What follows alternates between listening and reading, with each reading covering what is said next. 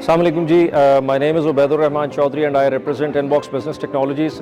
It's been truly an honor being a part of this August forum with such seasoned panelists.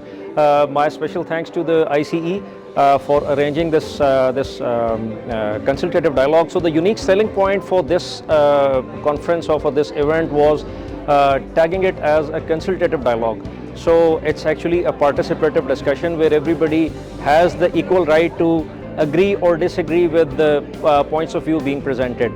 Another unique selling point for this was to make it, or bringing it to the white paper after the consultative dialogues and the group discussions are concluded. So I think based on the discussions that we've had, especially in the context of Pakistani culture, I think this is a great initiative that would actually lead us to conclude something productive and result oriented in terms of our culture, instead of being merely inspired by the cultures that we import. Thank you.